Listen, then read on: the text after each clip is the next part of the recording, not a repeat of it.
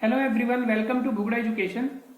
दोस्तों, आज की इस वीडियो में हम लोग क्लास 8 में मैथमेटिक्स का चैप्टर 12 फैक्टराइजेशन डिस्कस करेंगे।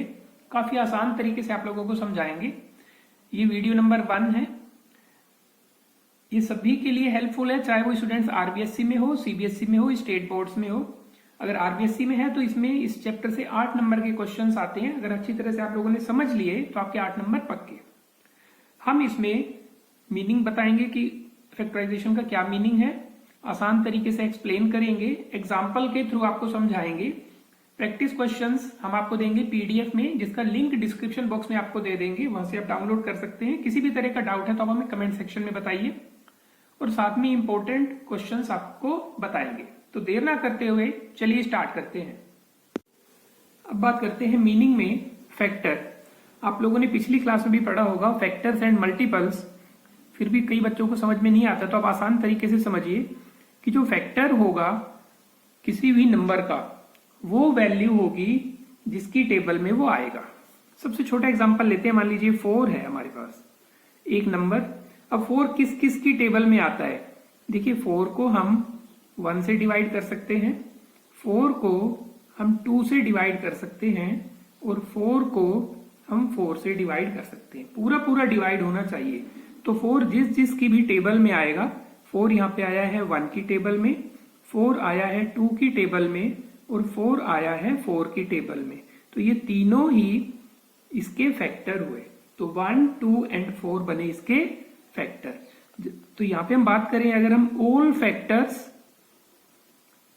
ऑफ 10, मान लीजिए क्वेश्चन लिया हमने, तो यहाँ पे अगर हमें 10 के सारे फैक्टर बताने हैं तो हमें ये देखना पड़ेगा 10 किस किस की टेबल में आता है।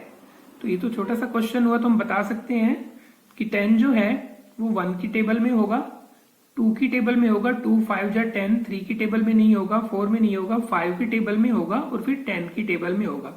तो अगर हम ऑल फैक्टर्स ऑफ 10 की बात करेंगे तो 1, 2, 5 एंड 10। इसको फाइंड आउट करने का तरीका कि 10 के आप मल्टीपल की फॉर्म में लिखिए, तो हम लिख सकते हैं 1 मल्टीप्लाई 10, 10 को लिख सकते हैं 2 मल्टीप्लाई 5। इसको रिपीट करेंगे तो 5 मल्टीप्लाई 2 वापस आ जाएगा। तो यहां से आप चलिए 1 और 2 और यहां से आप डाउन टू अर्थ। तो 1, 2, 5 एंड 10 ये चारों ही इसके बन गए फैक्टर्स। इसी में आता है प्राइम फैक्टराइजेशंस या प्राइम फैक्टर्स। तो इन सभी फैक्टर्स में से ऐसे कौन से हैं जो प्राइम नंबर के साथ फैक्टर्स भी हैं? तो यहाँ पे देखिए 2 और 5 ऐसे हैं जो हमारे पास प्राइम नंबर होने के साथ साथ फैक्टर्स भी हैं। और अगर हम इसी 10 के ही प्राइम फैक्टर फाइंड आउट करने लगेंगे तो आपको ये मेथड पता होगा कि 10 को हम इस तरह से डिवाइड करते हैं। 2 से डिवाइड किया, 2 5 जा 10, फिर 5 से किया 1। तो ये जो 2 और 5 हैं यही 10 के प्राइम फैक्टर्स हैं। जब बात आएगी ऑल फैक्टर्स तो हम लिखेंगे 1, 2, 5 एंड 10। और जब बात आएगी प्राइम फैक्टर्स तो हम लिखेंगे 2 मल्टीप्लाई 5, या 2 और 5 इसके प्राइम फैक्टर्स हैं। इसमें हम 10 को इस वजह से काउंट नहीं करते क्योंकि 10 जो है वो प्राइम नंबर नहीं है। तो यहाँ पे सिर्फ प्राइम नंबर के जो फैक्टर बनेंगे वही हमें काउंट करने हैं। अब हम बात करते हैं कॉमन फैक्टर्स की। तो देखिए, जब भी कॉमन वर्ड आता है तो इसका मतलब ये हुआ कि हम एक नंबर की बात नहीं कर रहे, क्योंकि कॉमन के लिए आपको चेक करना होगा, उसके लिए 2 या 2 से ज्यादा नंबर होने चाहिए। तो ऐसे कौन से फैक्टर हैं जो कॉमन है? एग्जाम्पल के लिए मान लीजिए हम एक नंबर लेते हैं 12 और एक नंबर हम लेते हैं 36। तो आपसे पूछा जाता है कि 12 और 36 में कॉमन फैक्टर्स क्या है? सारे, ऑल द कॉमन फैक्टर्स, सारे कॉमन फैक्टर बताने। तो यहाँ पे आप 12 के प्राइम फैक्टर, 12 के आप टोटल फैक्टर लिखेंगे। तो यहाँ पे 1 की टेबल में है, 2 की टेबल में है, 3 की टेबल में, 4 की टेबल में, 6 की टेबल में और 12 की टेबल में है। 36 की बात करेंगे, ये 1 की टेबल में है, 2 की टेबल में भी है, 3 की टेबल में भी है, 4 की टेबल में, 5 में नहीं है, 6 की टेबल में है, 9 की टेबल में है और यहाँ पे 12 की टेबल में, 18 की टेबल में और 36 की टेबल में। तो यहाँ पे हमने इंडिविजुअली इनके ऑल फैक्टर फाइंड आउट कर लिए। अब इसमें आप कॉमन ढूंढिए।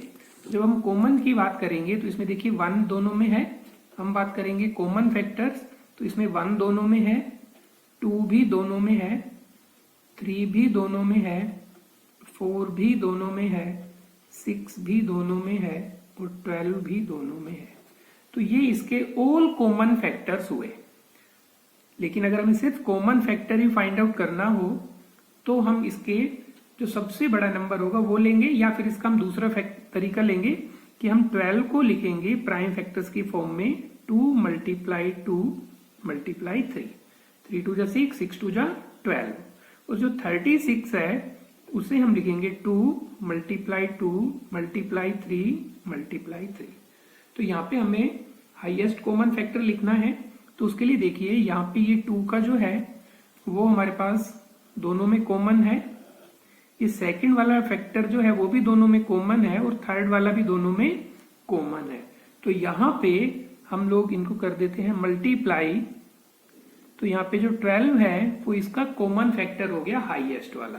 तो जो 12 है वो 12 की टेबल में है और जो 36 है वो भी 12 की टेबल में है। तो 12 एक ऐसा कॉमन फैक्टर है हाईएस्ट इन दोनों में, जो 12 और 36 दोनों ही डिवाइड 12 से होते हैं। तो ये हमारे पास बना कॉमन फैक्टर्स।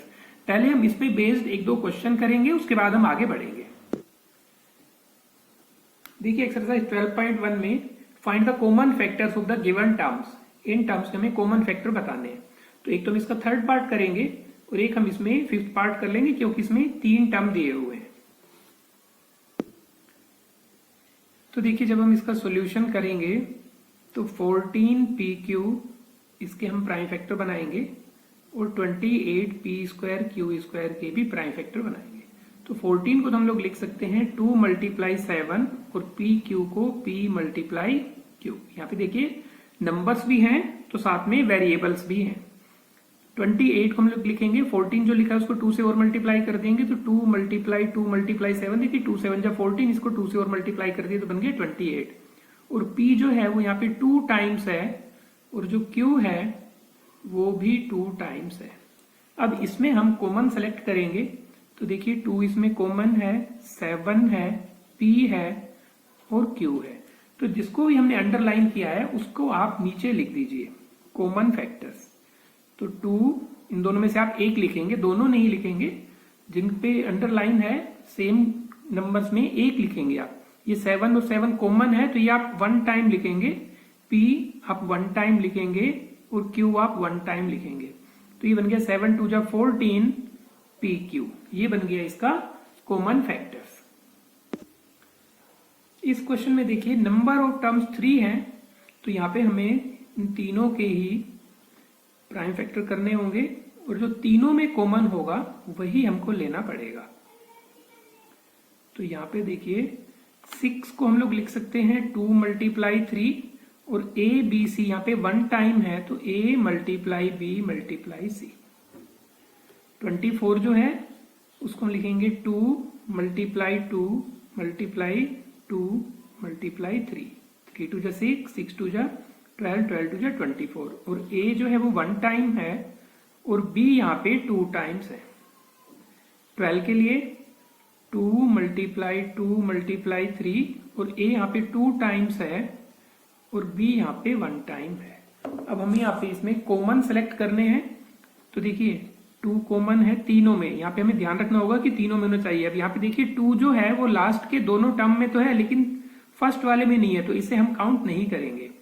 3 देखिए 3 एक ऐसा नंबर है जो तीनों में ही है तो इसे हम लेंगे। a जो है वो तीनों में ही है, b है वो तीनों में है। अब यहाँ पे देखिए c है लेकिन c यहाँ पे सेकंड और थर्ड में नहीं है तो इसे हम छोड़ देंगे। तो यहाँ पे देखिए जिसके नीचे अंडरलाइन लगाया है हमने उसमें अब 1 1 लेंगे। तो यहाँ पे देखिए 2 में से 3 बार लिखा है तो एक बार हम लेंगे, ये 3 हमने लिखा है एक बार लेंगे a और b। तो इसे हम लिख सकते हैं 3 2 जा 6 ab। ये बन गया इसका कॉमन फैक्टर। इसका मतलब 6 abc 24 ab square 12 a square b, वो जो 6 ab से तीनों ही इजीली डिविजिबल है। अब इसके बाद बात करते हैं फैक्टराइजेशन की। तो देखिए फैक्टराइजेशन फैक्टर से ही बना है तो एक ऐसा प्रोसेस जिसके थ्रू हम लोग किसी भी नंबर को फैक्टर्स की फॉर्म में लिखते हैं, उस प्रोसेस को हम बोलते हैं फैक्टराइजेशन। जैसे मान लीजिए 10 हमने एक नंबर लिया और 10 को हम लोग ये लिखें, मान लीजिए 1 + 9, तो ये 1 और 9 हमने इसको फैक्टर की फॉर्म में नहीं लिखा है, हमने इसको एडिशन की फॉर्म में लिखा है। लेकिन अगर इसी 10 को हम लोग ये लिख दें 1 × 10, या फिर इसी 10 को हम लिख दें 2 × 5, तो ये दोनों ही जो हैं वो इसके फैक्टर की फॉर्म में है। तो इस मेथड को ही हम लोग फैक्टराइजेशन कहेंगे। तो अगर हमें 10 के फैक्टराइजेशन की बात आएगी तो हम लोग इसको प्रोडक्ट की फॉर्म में लिखना पसंद करेंगे, मल्टीप्लाई की फॉर्म में लिखेंगे, तभी हम उसको कह सकेंगे कि वो फैक्टराइजेशन हुआ। अगर हम उसको प्लस की फॉर्म में लिखें तो वो फैक्टराइजेशन नहीं है। आप चाहो तो 10 को 12 - 2 भी लिख सकते हैं, वैल्यू सेम आएगी। आप इसको 10 को 20/2 लिख सकते हैं, वैल्यू सेम आएगी। लेकिन ये प्रोडक्ट फॉर्म में नहीं है, मल्टीप्लाई की फॉर्म में आपने नहीं लिखा, इस वजह से हम इसे फैक्टराइजेशन नहीं कहेंगे। 1 × 10 और 2 × 5 को ही हम फैक्टराइजेशन कहेंगे। अब चूंकि 2 और 5 इसमें प्राइम नंबर है, इसलिए 2 × 5 को हम प्राइम फैक्टराइजेशन भी कह सकते हैं। तो अगर आपसे पूछा जाए कि प्राइम फैक्टराइजेशन 10 का बनाइए, तो आप इसमें 2 × 5 लिख सकते हैं। इसी तरह से अगर 15 के लिए हो तो आप 3 × 5 लिखेंगे, वो उसका प्राइम फैक्टराइजेशन होगा।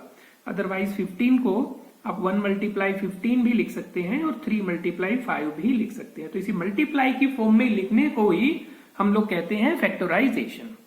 अब चूंकि यहाँ पे एक नंबर के लिए तो आपने समझ लिया, लेकिन अगर एक से ज्यादा नंबर हो तो किस तरह से किया जाए, तो उसके लिए हम लोग एक एग्जाम्पल लेते हैं आपकी बुक का ही।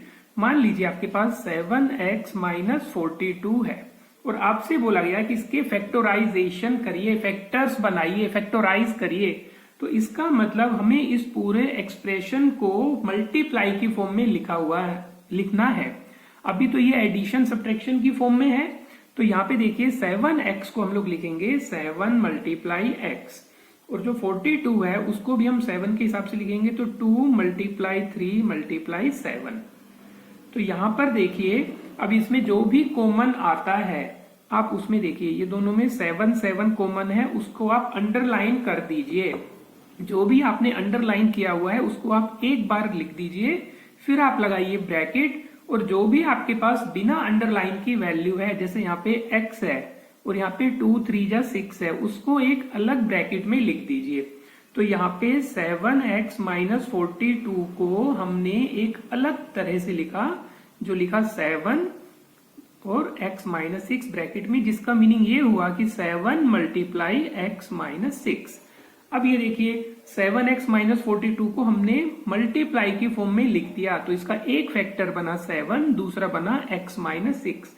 तो इस तरह से 7x - 42 को हम लोगों ने लिख दिया इस तरह से। तो इस मेथड को हम बोलते हैं फैक्टराइज करना या फैक्टराइजेशन। अब वापिस से अगर इसे मल्टीप्लाई करेंगे, 7 को x से मल्टीप्लाई किया, 7x - 7 × 6 = 42, तो वापिस से आपको जब मल्टीप्लाई करेंगे तो यही वैल्यू आएगी। लेकिन ये वैल्यू है उसमें आपके पास दो टर्म्स माइनस की फॉर्म में है, आपस में सब्ट्रैक्ट हो रहे हैं, और यहाँ पे जो दो टर्म्स हैं वो आपके दो वैल्यूज जो हैं आपके पास वो मल्टीप्लाई की फॉर्म में है। तो जो मल्टीप्लाई की फॉर्म में है उसी को ही हम लोग बोलते हैं फैक्टराइज। चलिए एक क्वेश्चन और करते हैं, इसी तरह से आपको आसानी से समझ में आ जाएगा। तो देखिए यहाँ पे हम लेते हैं 5x² y - 15xy²। ये भी आपकी एनसीईआरटी बुक का ही हम लोगों ने एक्सरसाइज का क्वेश्चन लिया है। तो यहाँ पे देखिए 5x को हम दो बार लिखेंगे, x × x × y, और जो 15 है उसे हम लिखेंगे 3 × 5 × x, और y को हम लिखेंगे 2 टाइम्स y × y। अब यहां पर देखिए आप फिर कॉमन लगाइए, यहाँ पे 5 और 5 कॉमन है, x कॉमन है। अब यहाँ पे देखिए एक बार x है लेकिन यहाँ पर नहीं है, y कॉमन है। तो जो कॉमन आएंगे उनको हम बाहर लिखेंगे 5 × x × y, और जो रह गया यहाँ पे रह गया x और यहाँ पे रह गया 3y। अब इसे आप मल्टीप्लाई कर दीजिए, 5 × x × y को 5xy, और ब्रैकेट में रह गया x - 3y। तो ये बन गया इसका फैक्टराइजेशन। अब आपको शायद समझ में आ गया होगा। अब हम आगे बढ़ते हैं जरा। देखिए कभी कभी फैक्टराइजेशन में दो से ज्यादा टर्म भी आ सकते हैं, तो आप उन सभी में से कॉमन ले सकते हैं। अब जैसे मान लीजिए आपके पास ये एक क्वेश्चन है X square plus X Y plus 8x plus 8y, लेकिन यहाँ पर आप देखिए कि कोई भी एक नंबर ऐसा भी नहीं है 1 के अलावा जो सभी में कॉमन हो। जैसे मान लीजिए यहाँ पे x है, सेकंड टर्म में भी x है, थर्ड टर्म में x है, फोर्थ टर्म में x नहीं है, तो हमें x को छोड़ना पड़ेगा। और y जो है वो सेकंड और फोर्थ टर्म में है, 8 है थर्ड और फोर्थ में। तो इस तरह से कोई भी 1 के अलावा कोई भी ऐसा नंबर नहीं है जो 4 के 4 टर्म में हो। तो ऐसे केस में क्या किया जाए, इस तरह से क्वेश्चन भी एग्जामिनेशन में आते हैं। तो करने के लिए हमें इसको रीग्रुप करना पड़ता है। ये ऑलरेडी एक ग्रुप तो बना हुआ है, हम इसे छोटे छोटे ग्रुप में डिवाइड करना पड़ता है। कोशिश हम करते हैं सबसे पहले फर्स्ट और सेकंड को ग्रुप बनाने की, थर्ड और फोर्थ को ग्रुप बनाने की। तो अगर हमारे पास ये इजीली कॉमन बन जाता है इसमें, तो हम इसको आगे बढ़ जाते हैं, अदरवाइज इसको रीग्रुप करते हैं, दोबारा से रिशफल करते हैं। कई बार हमें सेकंड टर्म को फर्स्ट बनाना पड़ेगा, फर्स्ट वाले को सेकंड बनाना पड़ेगा, इस तरह से हम आपस में चेंज भी कर सकते हैं। तो देखिए एक्स स्क्वायर और एक्स वाई, अब आप थोड़ा सा समझ गए होंगे कि इन दोनों में ही एक्स कॉमन आ गया। अगर आप चाहें तो एक स्टेप हम बढ़ा सकते हैं आप लोगों के लिए, इसको दोबारा से लिख लेते हैं हम, एक्स मल्टीप्लाई एक्स और एक्स मल्टीप्लाई वाई। ये तो हो गया फर्स्ट और सेकंड का। ये है 8 मल्टीप्लाई एक्स और ये है 8 मल्टीप्लाई वाई। अब यहाँ पे देखिए x और x दोनों में कॉमन है फर्स्ट और सेकंड में, तो x कॉमन आ गया। जो रह गया हमारे पास x प्लस वाई रह गया। यहाँ पे बीच में प्लस है तो आप प्लस लिखेंगे। यहाँ पे देखिए दोनों में 8 कॉमन है, 8 आपने लिखा, यहाँ पे x रह गया और यहाँ पे y रह गया। जब भी आप इस तरह का क्वेश्चन करेंगे जिसमें आपको रीग्रुप वगैरह करना होगा, तो सबसे पहले आप लोग ध्यान रखेंगे कि जो ब्रैकेट के अंदर वैल्यू आ रही है, यहां पर ब्रैकेट के अंदर वैल्यू x प्लस वाई और x प्लस वाई आ रही है, तो ये दोनों वैल्यू हमेशा सेम होनी चाहिए। ये x प्लस वाई और ये y प्लस एक्स आ सकता है, उसमें कोई इश्यू नहीं है, क्योंकि x प्लस वाई और y प्लस एक्स इक्वल होंगे आपस में कम्यूटेटिव प्रॉपर्टी की वजह से। लेकिन यहां पर अगर इक्वल नहीं आता तो हमें इसको वापिस से सोचना पड़ेगा और रीशफल करना पड़ेगा। तो अब देखिए ये हो गया हमारे पास एक टर्म, ये हो गया हमारे पास दूसरा टर्म। अब इन दोनों में जो ब्रैकेट वाली वैल्यू है x प्लस वाई, वही वापिस से एक बार फिर कॉमन आ सकता है। और जो रह गया यहाँ पे हमारे पास x प्लस और यहाँ पे रह गया 8, तो ये हमारे पास एक फर्स्ट फैक्टर बन गया, ये सेकेंड फैक्टर बन गया। इन दोनों को अगर हमने वापिस से मल्टीप्लाई किया तो हमें यही जो क्वेश्चन में टर्म बना हुआ है वापिस से मिल जाएगा। तो इस तरह से आप रीग्रुपिंग करके भी इन क्वेश्चंस को कर सकते हैं। तो आप इसकी भी प्रैक्टिस करेंगे। अब हम जरा आगे बढ़ते हैं। अब इसके बाद है फैक्टराइजेशन यूजिंग आइडेंटिटीज। अब हमें आइडेंटिटी काम में लेके फैक्टराइजेशन करना है। बहुत इंपॉर्टेंट है, आप ये आइडेंटिटीज वाला टॉपिक जो है वो अच्छी तरह से कर लीजिए। ये आपके क्लास 8, 9, 10 हर जगह काम में आता है, जिसमें आपको फैक्टर बनाने होंगे आइडेंटिटीज काम में लेके, और इसके बाद फिर मिडिल टर्म स्प्लिटिंग के थ्रू। तो यहाँ पे मैं 3 आइडेंटिटी आप लोगों के लिए लिख रहा हूं, आप हैंड टू हैंड याद कर लीजिए, क्योंकि अगर आपको आइडेंटिटीज याद नहीं है तो आप क्वेश्चंस नहीं कर पाएंगे। तो ये पहली आइडेंटिटी है a प्लस बी का होल स्क्वायर, दूसरी है a माइनस बी का होल स्क्वायर, और तीसरी हमारे पास है a plus B and a minus B. तो यहाँ पे देखिए a प्लस बी को a प्लस बी से मल्टीप्लाई करेंगे तो आपके पास आएगा a स्क्वायर plus 2ab plus B square. इसी तरह से अगर आप a माइनस बी को होल स्क्वायर करेंगे तो आपके पास a square minus 2ab plus B square, and a plus B a minus B के लिए a square minus B square. इसमें आप एक आइडेंटिटी और याद कर लीजिए, x plus a and x plus B.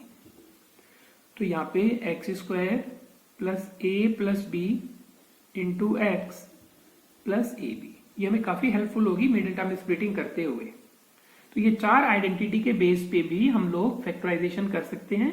यहाँ पे ये ऑलरेडी फैक्टर बने हुए थे, a प्लस बी का होल स्क्वायर का मतलब a plus B multiply a plus B, तो उसको हमने मल्टीप्लाई करके इसका एक्सपेंड किया। लेकिन अगर हमें a स्क्वायर plus 2ab plus B square इस फॉर्म में भी गिवन है, तो आप वापिस से इसको a प्लस बी का होल स्क्वायर लिख सकते हैं।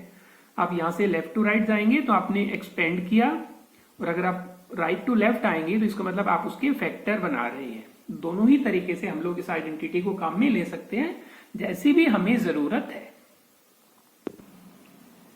देखिए एक्सरसाइज 12.2 में हम ये फर्स्ट क्वेश्चन आपको कराएंगे और इसी क्वेश्चन नंबर 2 में भी एक आपको क्वेश्चन कराएंगे थर्ड पार्ट।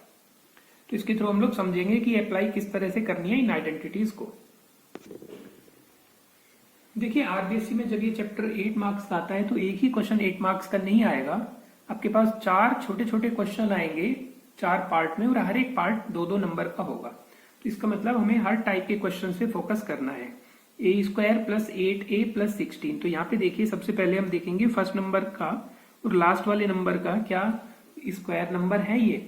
तो यहाँ पे जो a² है उसको हम a का होल स्क्वायर लिख सकते हैं और 16 को हम लोग लिख सकते हैं 4 का स्क्वायर। कई स्टूडेंट्स में ये डाउट रहता है कि अगर हमने इसको मिडिल टर्म से कर दिया तो आंसर आ सकता है, तो बिल्कुल आ सकता है, आप किसी भी तरीके से कर सकते हैं। तो यहाँ पे जैसे ही हमारे पास 3 टर्म आए हमने आइडिया लगाया कि ये a + b का होल स्क्वायर बन सकता है और देखिए a² + 2ab + b² को आप a + b का होल स्क्वायर लिख सकते हैं। तो यहाँ पर a² हमने लिख दिया, b² मतलब 4 का स्क्वायर लिख दिया, बीच में ये 2ab हमने लिखना है। यहाँ पे आप किसी भी क्वेश्चन को अटेम्प्ट करते हुए यूजिंग आइडेंटिटी लिखेंगे।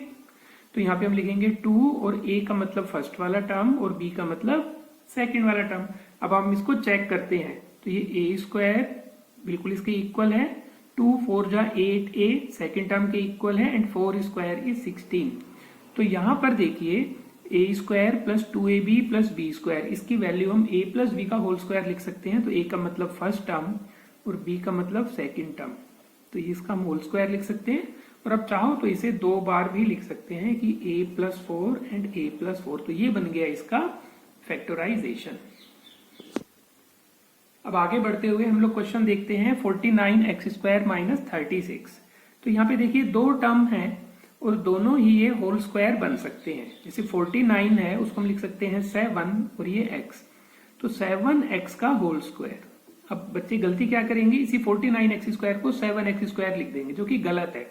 यहाँ पे आपको 7 को भी ब्रैकेट के अंदर लेना होगा जिससे वो स्क्वायर है वो 7 का भी बन सके। -36 जो है वो 6 का स्क्वायर। तो यहाँ पे देखिए इसको अगर हम लोग a मान लें, इस b को अगर 6 को अगर हम लोग b मान ले तो ये a² - b² की फॉर्म में है। तो यहाँ पे हम लिखेंगे यूजिंग आइडेंटिटी a² - b²। इसकी आइडेंटिटी होगी एक बार हम a + b और एक बार a - b का मल्टीप्लाई लिखेंगे। तो इसे हम लिखेंगे बिना होल स्क्वायर के, जो ब्रैकेट के अंदर है उसको एक बार आप ऐड कीजिए और एक बार आप सब्ट्रैक्ट कीजिए। जब दोनों को आपने मल्टीप्लाई करके देखा तो यही आंसर आएगा। तो इसका मतलब ये इसके 2 फैक्टर बन गए, 7x + 6 एंड 7x - 6। तो इस तरह से आप लोग इस क्वेश्चन को करेंगे। अब देखिए a⁴ - b⁴ इस टाइप के क्वेश्चंस को कैसे सोल्व किया जाए। तो सबसे पहले आप ये देखिए कि इस तरह की आइडेंटिटी हम लोगों ने अपनी बुक में तो पढ़ी नहीं है, तो हमें थोड़ा सा डाउट रहता है कि ये क्वेश्चन किस तरह से होगा। तो इसको करने के लिए देखिए पावर जो 4 है वो स्क्वायर का स्क्वायर ही है। मतलब कि अगर ये a⁴ है इसको हम लिख सकते हैं a² का होल स्क्वायर और b² का होल स्क्वायर लिखने पर b⁴ बन जाएगा। तो सबसे पहले हम लोग यही स्टेप लेंगे। इस तरह के 3-4 क्वेश्चन है आपके, उन सभी की प्रैक्टिस आप इसी तरह से ही करेंगे। अब इस पूरे ब्रैकेट के अंदर वाले को आप a मानिए, ब्रैकेट के अंदर वाले को आप b मानिए, तो ये a² - b² है। तो आप लिखेंगे using identity a² - b² is equal to a + b and a - b। तो ब्रैकेट के जो अंदर है उसे आप एक बार तो कर दीजिए प्लस और एक बार कर दीजिए माइनस। अब a² + b² की तो पर्टिकुलर कोई आइडेंटिटी आपकी बुक में नहीं है जिसके आप फैक्टर बना सके, लेकिन a² - b² को हम आगे भी सोल्व कर सकते हैं। तो इसे हम लिख सकते हैं a + b and a - b। तो देखिए a⁴ - b⁴ के 3 फैक्टर बने, a² + b², a + b and a - b। अब हम आते हैं most important topic middle term splitting पर। देखिए फैक्टराइज करना है p² + 6p + 8। ये भी हम अपने चैप्टर 12 में 12.2 एक्सरसाइज में क्वेश्चन नंबर 5 का फर्स्ट पार्ट लिया है। तो यहां पर किस तरह से हमें समझ में आएगा कि इसमें मिडिल टर्म करना है और किस तरह से समझ में आएगा कि a + b का होल स्क्वायर या a - b का होल स्क्वायर अप्लाई करना है। सबसे पहले देखिए फर्स्ट टर्म को, ये p² है, इसको हम p का होल स्क्वायर लिख सकते हैं। 8 है, इसको हम √8 का होल स्क्वायर तो लिख सकते हैं, लेकिन कोई भी अपने आप में ये परफेक्ट स्क्वायर नहीं है। तो यहां पे हमें करना होगा मिडिल टर्म का स्प्लिटिंग। मिडिल टर्म मतलब 6p। 6p को हमने स्प्लिट करना होगा, कुछ टुकड़ों में बांटना होगा कि जिससे ये 3 की जगह 4 टर्म में बन जाए। उसका तरीका क्या है? देखिए, सबसे पहले आप पी स्क्वायर का कोफिशिएंट देखिए जो फर्स्ट वाला है, तो यहाँ पे तो 1 लिखा हुआ है और सबसे लास्ट में लिखा हुआ है +8। इन दोनों को कर दीजिए आप मल्टीप्लाई, 1 को और +8 को। तो यहाँ पे m का मतलब मल्टीप्लाई करके आपके पास +8 आना चाहिए और a से एडिशन ऐड करके आपके पास ये सेंटर में जो लिखा हुआ है +6 वो आना चाहिए। तो हमें दो ऐसे नंबर्स की, दो ऐसे फैक्टर्स की रिक्वायरमेंट है जिनको मल्टीप्लाई करके तो +8 आए और ऐड करने पर +6 आए। तो हम 8 से शुरू करते हैं, इसके फैक्टर बनाएंगे 1 × 8 और इसको लिखेंगे 2 × 4। अब देखिए 1 और 8 को आप प्लस करें 9 आता है, सब्ट्रैक्ट करें 7 आता है, तो 6 कहीं भी नहीं आएगा, ये हमारे किसी काम का नहीं, इसे आप क्रॉस कर दीजिए। 2 और 4 को मल्टीप्लाई करेंगे 8 आएगा और 2 और 4 को प्लस करेंगे तो 6 आएगा। तो एक फैक्टर बना हमारे पास 2, दूसरा हमारे पास बना 4 और यहाँ पे प्लस ही चाहिए तो दोनों को आप प्लस ले लीजिए। 2 +2 और +4 ऐड किया तो +6, +2 को +4 से मल्टीप्लाई किया तो +8। तो ये जो मिडिल टर्म है हमारे पास 6p, वो हमारे पास बन गया 2p और 4p में स्प्लिट हो गया। तो इसको यही चीज हम यहाँ पे लिखेंगे p²। अब ये जो 6p है उसे हम लिखेंगे 2p + 4p। तो देखिए ये जो 3 टर्म थे उसमें जो 6p था वो स्प्लिट हो गया 2p + 4p में। तो अब यहाँ पे देखिए फर्स्ट और सेकंड का कॉमन और थर्ड और फोर्थ का कॉमन, इन दोनों में हम p कॉमन लेंगे तो हमारे पास रह गया ये p + 2 और यहाँ पे हमने 4 कॉमन लिया तो ये p, 4 2 जा 8। अब यहाँ पे आप देख सकते हैं ब्रैकेट के अंदर जो वैल्यू है वो बिल्कुल इक्वल है p + 2 और जो रह गया हमारे पास वो p + 4। तो इस तरह से हम इसे फैक्टराइज कर सकते हैं। आप इसी चैनल पर मिडिल टर्म स्प्लिटिंग पर हमने एक सेपरेट वीडियो भी बना रखी है, वो भी चेक कर सकते हैं। अब हम आते हैं इसमें डिवीजन ऑफ एल्जेब्रिक एक्सप्रेशंस। ये भी अपने आप में काफी इंपॉर्टेंट टॉपिक है, डिवीजन ऑफ एल्जेब्रिक एक्सप्रेशन। इसमें आपको क्या करना होगा, सबसे आसान तरीका, जैसे मान लीजिए हम 10 को 2 से डिवाइड करते हैं तो हम इस तरह से लिखते हैं 2 1 × 2, 2 5 × 10, तो हमारे पास 5 आंसर आएगा। लेकिन एक चीज याद रखिए, अगर हम 10 + 5 या 10 + 6 ले लें, हम डिवाइडेड बाय 2 लिखें। अब यहाँ पे देखिए जो 2 है ना ये दोनों के ही नीचे है, तो यहाँ पे आप इसको अगर ऐसे कर दें कि 2 1 × 2, 2 5 × 10, तो ये बिल्कुल गलत हो जाएगा। क्यों? क्योंकि जो 2 है वो 10 के नीचे भी है और 6 के नीचे भी है, तभी हम लोगों ने 2 एलसीएम लेके 10 + 6 लिखा था। अगर आपने 2 को 10 से कैंसिल आउट कर दिया तो ये जो 2 है वो 6 के नीचे से भी हट गया। तो ये गलती मोस्टली स्टूडेंट्स करते हैं। यहाँ पे हमें प्लस माइनस वालों में कैंसिल आउट नहीं करना, याद रखिए मल्टीप्लाई के केस में हम कैंसिल आउट कर सकते हैं। अगर यही मान लीजिए हमारे पास इस तरह से होता कि 10 × 6 / 2, तो हम काफी इजीली इसको कैंसिल आउट कर सकते थे और 5 6 जा 30 इसका आंसर हो जाता। तो याद रखिए यहाँ पे मल्टीप्लाई के केस में हम लोग इसको कैंसिल आउट करेंगे, प्लस माइनस के केस में कैंसिल आउट नहीं करेंगे। अब ये तो हुई एक सिंपल सी बात, लेकिन इसके साथ अगर हमारे पास वेरिएबल भी हो तो कैसे करना है। मान लीजिए 20x⁴ डिवाइडेड बाय 10x²। एक सुझाव आप लोगों के लिए कि जब भी आप इस क्वेश्चन को करेंगे तो सबसे पहले आप इसको एक बार लिखेंगे और फिर दोबारा से ही लिख के फिर कैंसिल आउट शुरू करेंगे आप। कई बार बच्चे क्या करते हैं, यहां से शुरू करेंगे, यहाँ पे क्वेश्चन लिखेंगे और यहीं से कैंसिल आउट करना शुरू करेंगे और समझ ही नहीं आएगा कि क्वेश्चन क्या था। जैसे मान लीजिए लिखेंगे 10 2 जा 2, अब यहाँ पे समझ ही नहीं आ रहा है कि क्या आंसर आया और क्या लिखा। इससे अच्छा है कि आप एक बार पहले उसको यहाँ पे लिखिए, फिर दोबारा लिखिए और फिर उसमें कैंसिल आउट करिए। 0 से 0 कैंसिल आउट हुआ और ये x 2 बार है, ये 4 बार है। एक्सपोनेंट के रूल से करेंगे तो इसको कैंसिल आउट करके आप x²। तो यहाँ पे देखिए नंबर में तो 2 आया और वेरिएबल में x² आया, ये इसका आंसर हुआ। चाहे तो आप इसको बेसिक तरीके से पहले कर सकते हैं, क्योंकि हमें पता है 20 और 10 में तो कैंसिल आउट हो जाएगा, इसलिए हमने 20 के प्रॉपर फैक्टर नहीं बनाए। आप चाहें तो अगर आपको शुरू में दिक्कत है तो आप इस तरह से भी कर सकते हैं। 0 से 0 देखिए x से x कैंसिल आउट हुआ, x से x कैंसिल आउट हुआ, तो 2x² इसका आंसर हो जाएगा। अब हम बात करेंगे जिसमें न्यूमिरेटर में मोनोमियल ना हो के बाइनोमियल या ट्राइनोमियल हो। इस क्वेश्चन की बात करते हैं। यहाँ पे ये भी आपको ध्यान रखना है कि यहाँ पे ब्रैकेट लगाना है। मान लीजिए अगर हम यहाँ पे ब्रैकेट नहीं लगाते, 5x² minus 6x divided by 3x, तो यहाँ पर जो डिवीजन है वो सिर्फ इन दोनों के बीच में है। इस 5x² का 3x से कोई डिवाइड नहीं होगा, लेकिन ब्रैकेट के केस में यहाँ पे डिवाइड होगा। तो यहाँ पे देखिए इसी क्वेश्चन की बात करें, 5x² minus 6x divided by 3x। तो यहाँ पर आप चाहें तो इसको सेपरेट कर सकते हैं। जैसे 5x² को आपने 3x से डिवाइड किया और 6x को भी आपने 3x से डिवाइड किया। तो यहां पर आप देखिए x से x कैंसिल आउट हो गया, 3 2 जा। यहां पे आप देखिए इस x से ये x कैंसिल आउट हो गया, तो हमने क्या लिखा 5x/3 माइनस 2। इस तरह से कर सकते हैं, या फिर अगर हम चाहें तो इसमें ऊपर कॉमन भी ले सकते हैं। 5x² माइनस 6x में x कॉमन आया तो 5x माइनस 6/3x, x से x कैंसिल आउट हो गया तो 5x माइनस 6/3। तो आप कह सकते हैं कि दोनों आंसर डिफरेंट हैं। दोनों आंसर डिफरेंट नहीं है। अगर आप यहाँ पे वापस से एलसीएम लेंगे तो 5x माइनस 6 आ जाएगा। दोनों ही मेथड से आपके पास सेम आंसर आएगा। अब बात करते हैं आपके एनसीईआरटी के ही क्वेश्चंस की कि हमें ये डिवाइड करना है। तो सबसे पहले हम लोग लिखेंगे 26xy x plus 5 y minus 4। देखिए ये पूरा ही अपने आप में फैक्टराइज हुआ पड़ा है, और ये 13x एंड y माइनस 4। देखिए सारा ही मल्टीप्लाई की फॉर्म में है।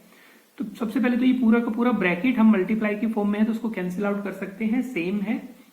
x को x से कैंसिल आउट कर सकते हैं, और 13 2 जा। तो देखिए डिनोमिनेटर में तो 1 ही रह गया, और न्यूमिनेटर में हमारे पास हो गया 2yx प्लस 5। तो यही इसका आंसर होगा। इसी में एक और टाइप का क्वेश्चन आता है जिसमें हमें डिवाइड ही करना होगा, लेकिन पहले उसके हमें फैक्टर बनाने होंगे। जैसे 5pq p² minus q² divided by 2p and p plus q।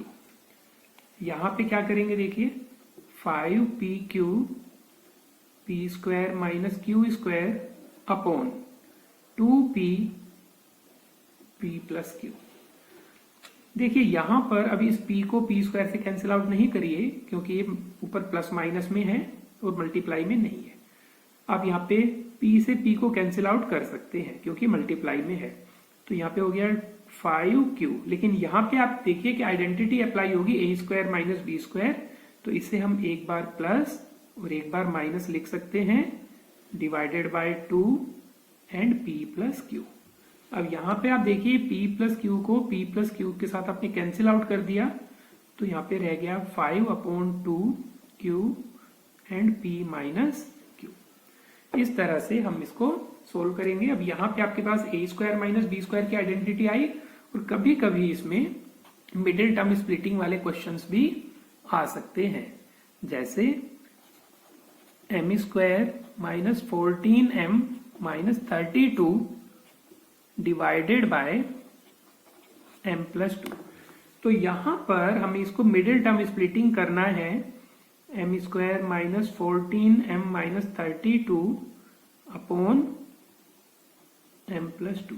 तो यहाँ पे आप इसके मिडिल टर्म करेंगे। अब यहाँ पे m प्लस 2 है तो ऊपर एक m प्लस 2 फैक्टर जरूर आएगा और एक दूसरा फैक्टर आएगा। ये आप लोगों के लिए है कि आप लोग इसको सोल्व करेंगे।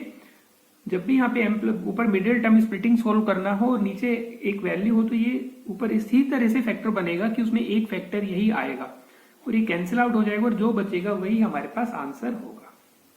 तो उम्मीद करते हैं कि आपको आज का ये चैप्टर समझ में आया होगा। काफी इंपॉर्टेंट चैप्टर है आरबीएससी, सीबीएसई, हर एक एग्जामिनेशन के लिए, और यही चैप्टर आप लोगों का बेस बनाता है आगे 9th और 10th क्लासेस के लिए। आरबीएससी के लिए तो 8 मार्क्स के क्वेश्चन ही इसमें से बन जाते हैं। तो वीडियो अच्छी लगी तो अपने फ्रेंड्स के साथ शेयर करें। जल्दी हम मिलते हैं एक दूसरी वीडियो के साथ।